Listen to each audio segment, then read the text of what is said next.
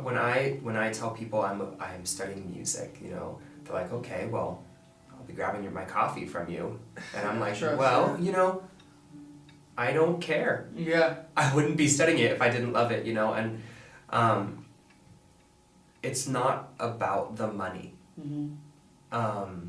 If it was, I wouldn't be doing music. Right. And I really do think that despite the current attitudes towards art, there are still so many artists out there that want to tell so many stories. And there are so many stories being told right now. I mean, American opera is a great example, the trend of American opera that's really, really exploding right now. Just telling real stories. But it's really about creating art that is authentic to you. You can live authentically with it, and the people that relate to your experience can also live authentically through you as well. Many artistic movements come from this oppression.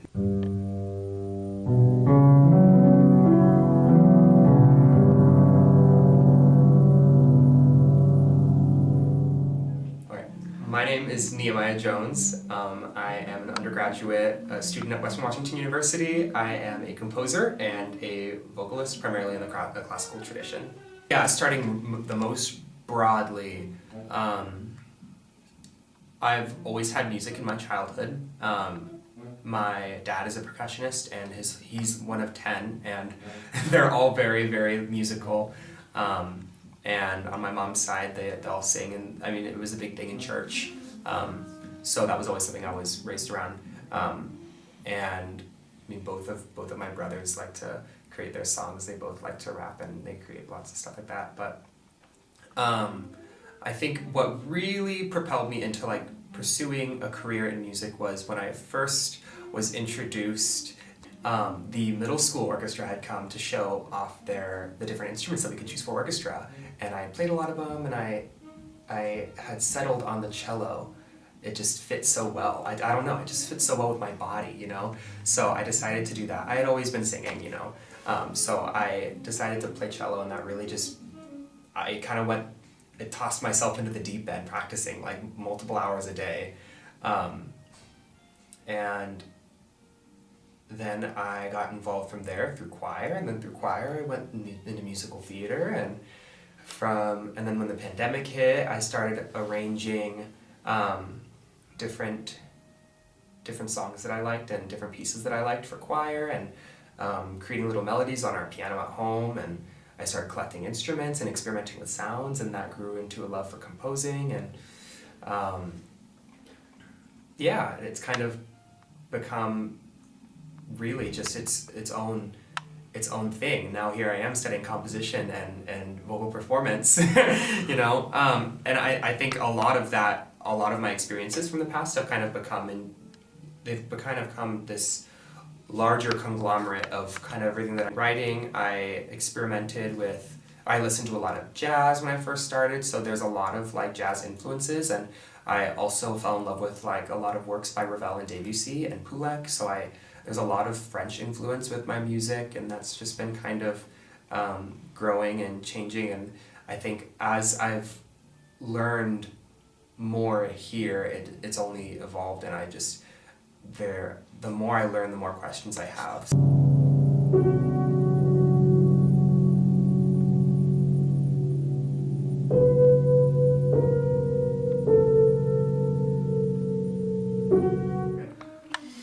So my compositional process really varies depending on the piece. Each piece has its own set of demands and its own set of needs that I have to bring out. Just an art song that I set from Mark Twain's poem Warm Summer Sun, just easy poem about death. The poem itself has a very pastoral feel to it. Warm summer sun, shine kindly here, warm southern wind blow softly here. And the rest of it goes, green sod above, lie light, good night, dear heart, good night.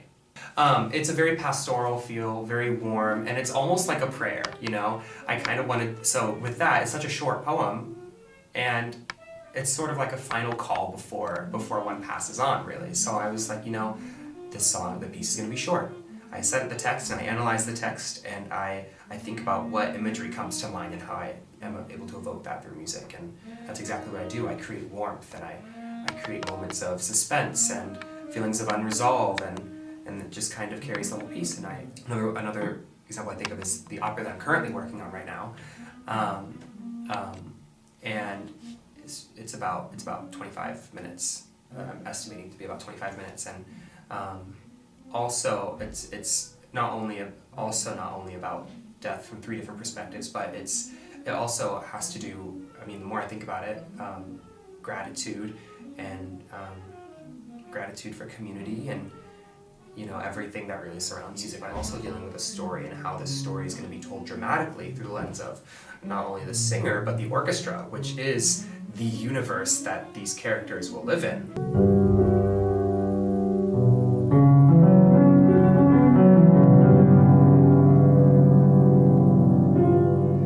So, I guess a great way to start by showing how I just approach writing a piece in general would be to talk about opera a lot. I'll talk about how I started approaching writing my opera, Waiting. For context, the setting takes place in Pennsylvania, 1930s. None of the characters are humans. We have 2 chestnut trees, fallen branch and old rhyme, and we also have the wind, who in this world is sort of loosely a mythological being, really. A lot of world building went into this, since of course none of these characters are human. Then why would we expect them to live by the rules that we've put in place for ourselves, So, a lot of world building and things, but anyways, I wanted to evoke something that would still be familiar. So, for example, since this takes place in Pennsylvania, 1930s, I wanted to begin with something very pastoral, something almost folk-like. So in the very beginning, I was like, well, solo violin, scored for violin, cello, and piano. Fallen Branch is a mezzo, the wind is a tenor, old rhyme is a baritone. So I started off with solo violin.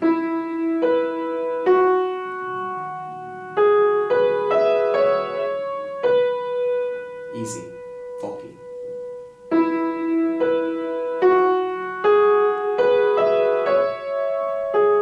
And then I expand.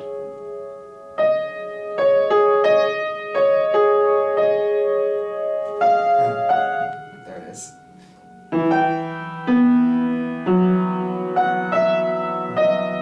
Yeah, and it goes on. Anyways, so then I wanted to really establish this world. I'm like, well, trees, they're grounded, obviously. They're in the earth, and these trees live for centuries, really. So I wanted to evoke this quality of groundedness and warmth. And one thing that I think really evokes that sound is this. a lot of this music comes from my own experience from singing. And one of these was at the end. There's a harmony at the end of an art song by Debussy, Beau Soir, very well known in the vocal world, but very pretty. So I decided to use this.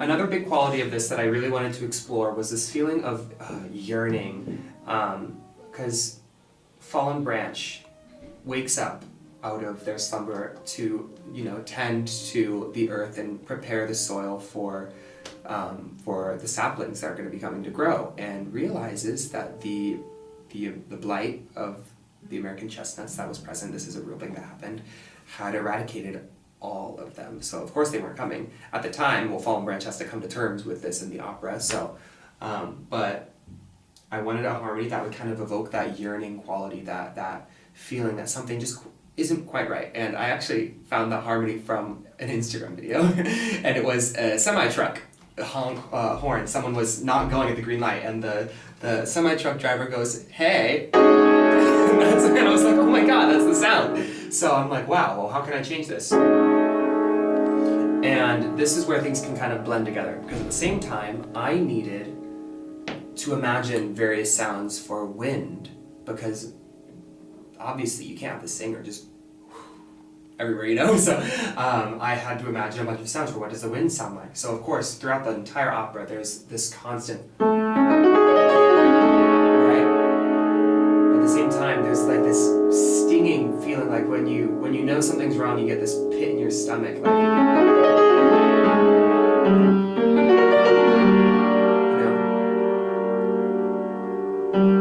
this plays around. Like the winds are just light breezes. You have breezes as light as this. And you have icy breezes that can cause the snow to blow up and sparkle. Right? But at the same time, you can have breezes that are stronger, where I would take harmonies like this, bring them down lower.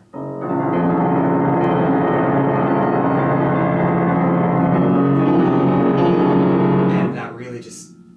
And then with the strongest breezes, the breezes that can knock over trees in this case, I decided to go just a little bit outside of it, and you reach into the piano on the lowest strings and with the pedal down. I mean,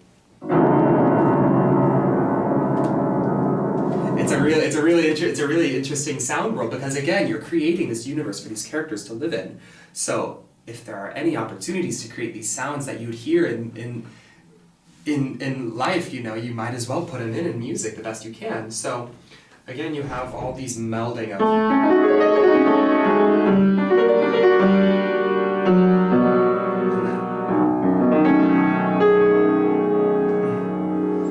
I have moments where, again, another feeling of yearning that this sound I'm just in love with. I find when there are certain composers, and I am a composer that obsesses with certain sounds, and one of those sounds is just so easy. It's just, there's something about it that's just so beautiful. How strange to stir, I dreamed of a sleep so thin, I could see right through it. And then, this is a simplified version, I'm just playing chords.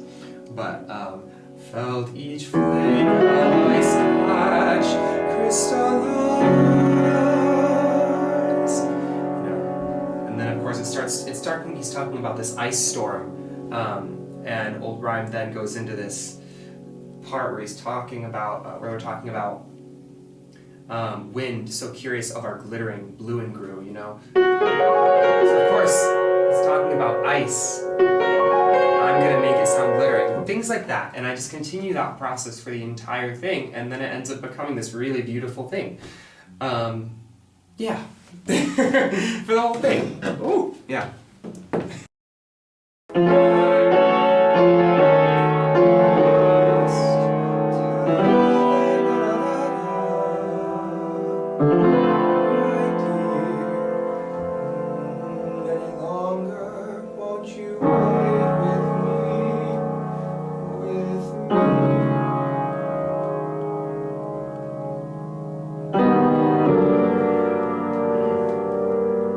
Feel that something's wrong, and that.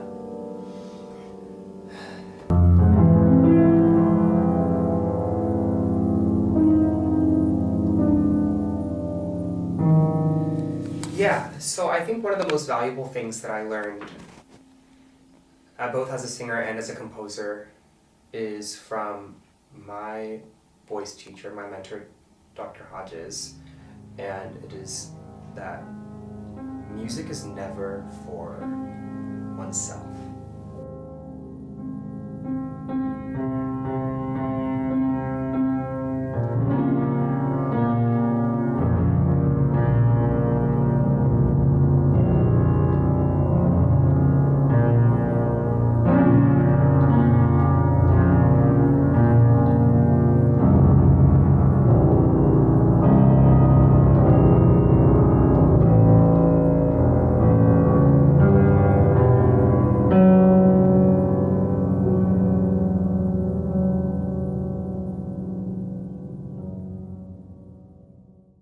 Nostalgia, it reminds me of, childlike whimsy for me, being able to explore ideas in a way that you feel that you can be unabashedly yourself, sort of like a child, We were just talking about, playing, the absurdity of playing make-believe, is, I think, a really special thing to do, and for me, that's what I really like to do within music, and I feel like in music, it's one of those things that I feel that there are no bounds to how far you can go. And you can make it as absurd as you want, but at the same time, you can also use it to be a really, really powerful vehicle to be reflective of the times that you're living in. And I think for me, with recent events, it's been especially important to treat music as an art in a way that art in antiquity used to be treated, where it was reflective of the society that they were living in. And I think in general a lot of people have strayed away from doing that. But for me personally, the art that makes me feel and the art that I resonate with the most is art that I can see myself in because it reflects the society that I live in, you know?